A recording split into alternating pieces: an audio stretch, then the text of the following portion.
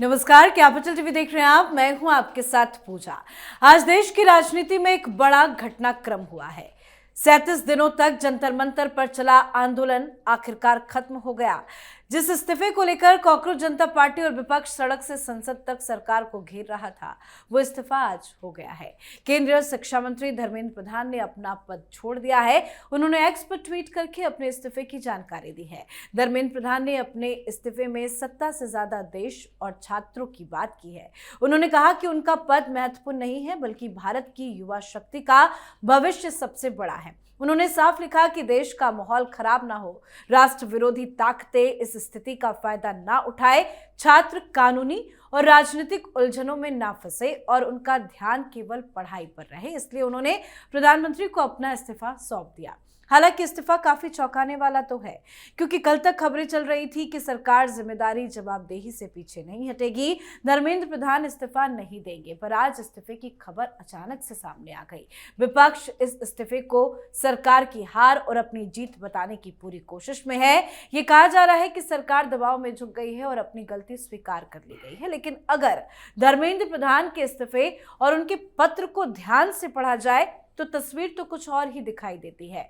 तो धर्मेंद्र प्रधान के इस्तीफे की क्या है इनसाइड स्टोरी, आज इसे समझेंगे। चर्चा के लिए मेरे साथ स्टूडियो में मौजूद हैं कैपिटल टीवी के editor in chief doctor Manish Kumar. Doctor साहब, बहुत बहुत स्वागत है आपका। धन्यवाद। आखिरकार धर्मेंद्र प्रधान ने तो सर इस्तीफा दे ही दिया आज, लेकिन इसके पीछे की कहानी क्या है? देखिए, ये इस्तीफा नहीं है।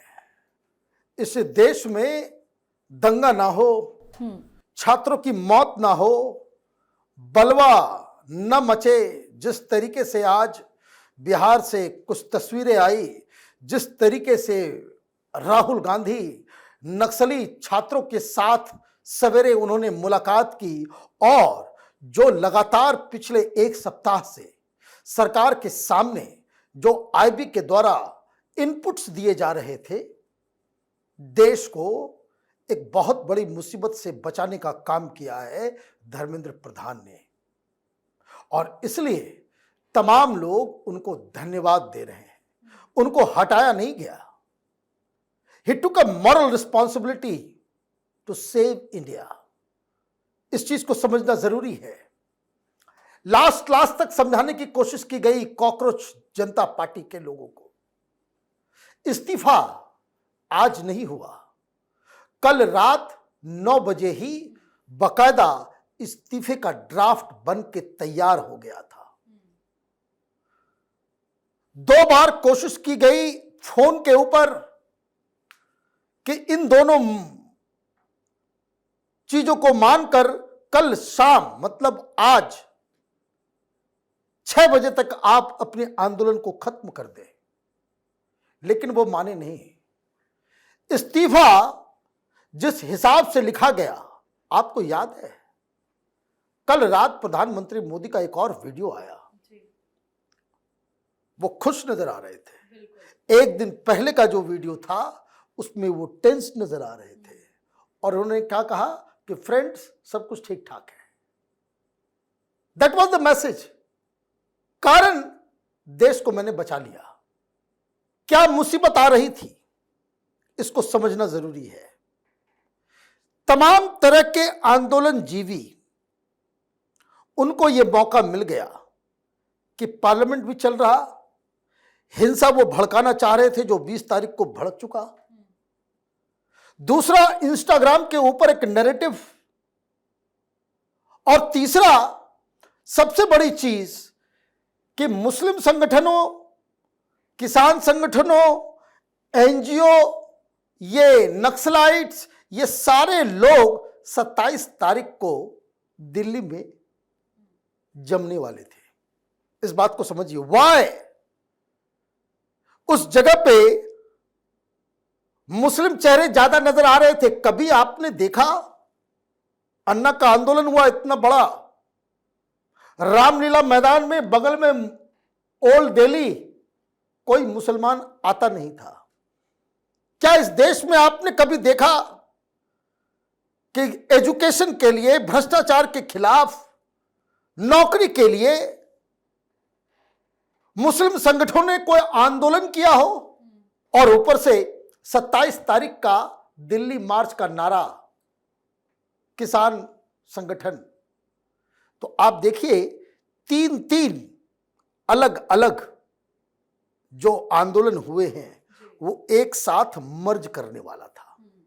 शाहीन बाग, ये मुसलमानों के द्वारा, देखिए बिरयानी आ रही थी जंतर मंतर पे, केरल से बकायदा ऑनलाइन ऑर्डर किया जा रहा था। कौन कर रहा था? पीएफआई। इस बात को समझने की आवश्यकता है। आपने पीएफआई को बैन कर दिया, लेकिन उनके नेताओं को आपने छोड़ दिया। संगठन, पैसा, नेटवर्क सब वहां पे इंटैक्ट है। अगर आप किसी के ऊपर बैन लगाते हैं तो उसके पूरे स्ट्रक्चर को ही खत्म करना पड़ेगा। बहुत सारे एनजीओ को आपने बंद करवा दिया, उनके फॉरेन फंडिंग को बंद करवा दिया, लेकिन वो दूसरे रास्ते से आ रहे हैं। और ये सब कौन है?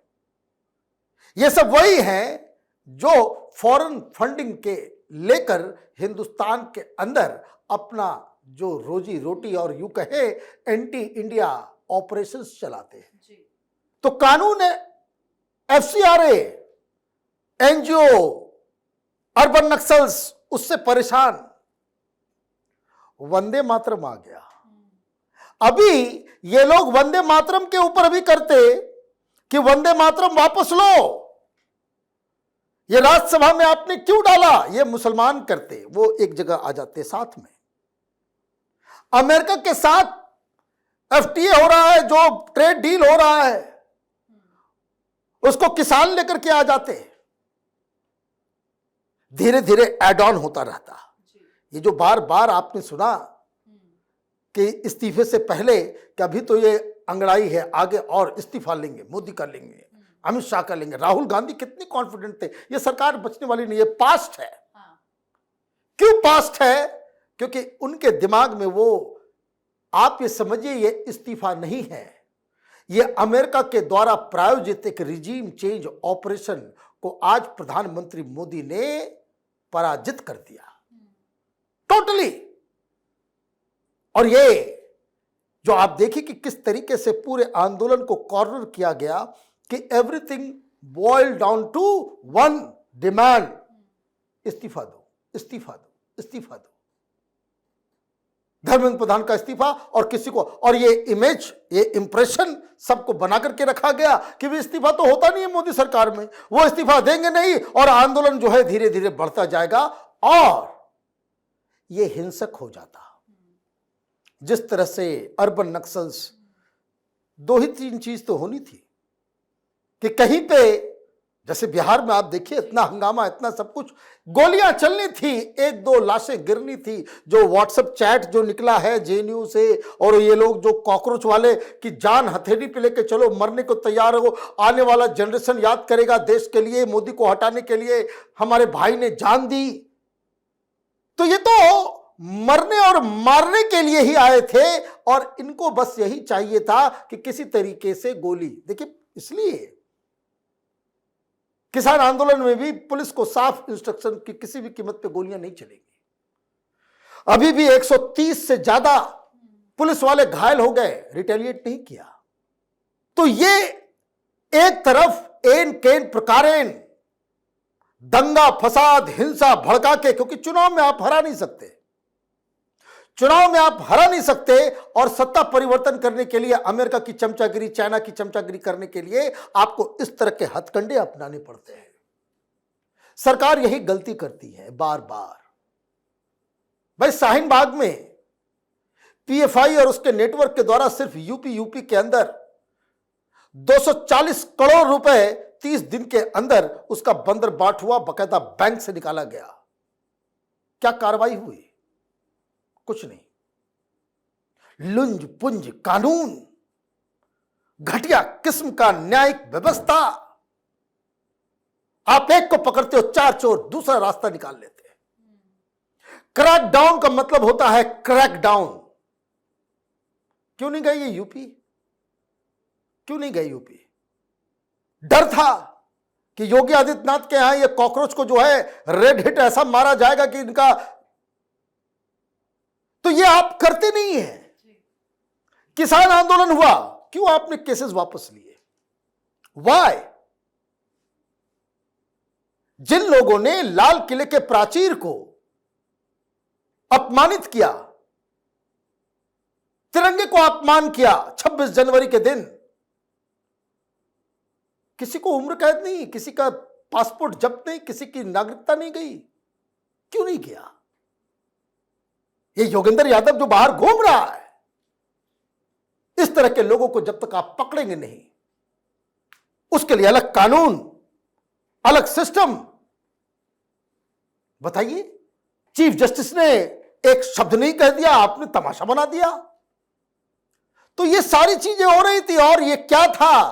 इनपुट इंटेलिजेंस का, कि ये लोग आएंगे, यहां रुकेंगे और आपके पूरे पार्लियामेंट सेशन को, 13 तारीख तक पार्लियामेंट सेशन है, वो आपको विपक्ष जो है वो coordinated, well coordinated, Rahul Gandhi parliament को चलने नहीं देंगे, कोई काम वहां होने नहीं देंगे। और 15 अगस्त को ये लोग लाल किले के ऊपर जो पूरा जो इंडिपेंडेंस डे का सेलिब्रेशन होता है उसको घेरने की तैयारी में थे। यही पन्नू ने कहा था $10 मिलियन हम देंगे।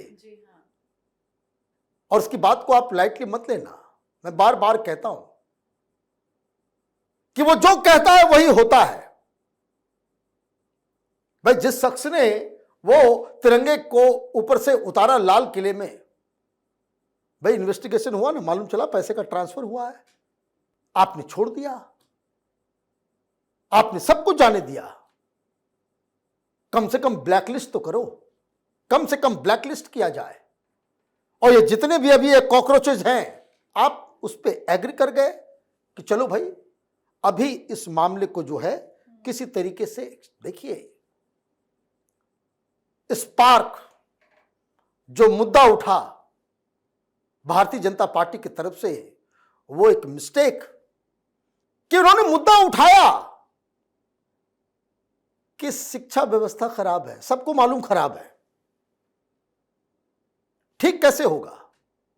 ये जो पेपर लीक हो रहा है, आप देर से आपने कार्रवाई की और अभी पेपर लीक है, अभी बहुत सारी चीजें हैं। कैपिटल टीवी पे हम लोगों ने इस तरह के बहुत सारे, पहला काम ये हो गया, ये CIA चाइनीज जो साजिश थी वो फेल आपने कर दिया। अब इमीडिएटली FCRA को लेकर के आइए। पैसा नहीं तो यह आंदोलन नहीं, बहुत सारी पॉलिटिकल पार्टीज का दुकान भी बंद हो जाएगा।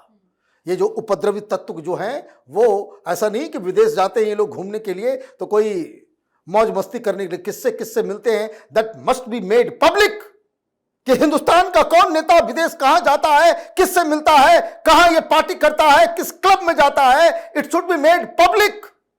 पता नहीं कौन सा, भाई आप देखिए इन लोगों ने गंदगी की सीमा लांघ दी। शर्म आ रहा है कि जिस तरह के इंस्टाग्राम पर रील्स बनाए जा रहे हैं, जिस तरह के गाली गलौज, पता नहीं इनके मां बाप ने इन लोगों को क्या शिक्षा दी, उसके ऊपर कोई चर्चा करने को तैयार नहीं है। ये झेंझी है, गंदी गंदी गालियां, जिस तरह का अपशब्द, तो ये सारी चीजें, और दैट कैन नॉट गो अनपनिश्ड। आपने कह दिया भाई ठीक है कि वायलेंस का नहीं है, लेकिन ये जो गाली गलौज, पब्लिक डिसेंसी जो खत्म करते हैं, उसके ऊपर तो आपको कार्रवाई करना ही पड़ेगा। तो अभी एक मुसीबत खत्म हुआ, आगे और भी मुसीबत आएगी। सरकार को, चूंकि देखिए सबसे बड़ी चीज क्या है कि ये जो पूरा का पूरा ये जो प्रोपेगेंडा तंत्र है, वो युवाओं को इस बात से कन्विंस करने में वो सफल हो गए कि भाई एजुकेशन सिस्टम खराब है। भाई खराब है, ठीक है, धर्मेंद्र गए, जितेंद्र आ जाएंगे, क्या फर्क पड़ेगा, सरकार तो मोदी की ही रहेगी। बेवकूफों, आपको ये बात समझ में नहीं आ रही है। राहुल गांधी कह रहे हैं कि अब तो सरकार जाएगी। भाई सरकार कैसे चली जाएगी? नंबर है तुम्हारे पास? भाई सरकार तो उसी की रहेगी जिसकी लोकसभा में बहुमत है, वो तुम्हारे पास है नहीं, फिर कैसे लेकर के आओगे? यही हिंसा, यही अमेरिका। ये राहुल गांधी विदेश जाकर के क्या कहते हैं कि हिंदुस्तान में डेमोक्रेसी खत्म हो गई, और ये अमेरिका की दायित्व है, ये वेस्टर्न कंट्रीज का दायित्व है कि हिंदुस्तान में डेमोक्रेसी को स्थापित करने के लिए आप हमारी मदद करें। ये मणिशंकर अय्यर पाकिस्तान जाकर के कहते हैं मोदी को हटाने के लिए हमारी मदद करो। ये वामपंथी चाइना में जाकर के कहते हैं कि हमें मदद करो। ये जो कॉकरोच के साथ जो बड़ा लीडर सबसे पहले गया वो वामपंथी पार्टी का चीफ था ना, और कॉकरोच पार्टी से मिला, जंतर मंतर में जाकर के उसने भाषण दिया, वहां से निकलकर सीधे चाइनीज एम्बेसी घुसता है। तस्वीरें आ गई उसकी। तो एक मुसीबत खत्म हुई है। You have one the battle, the war is still on.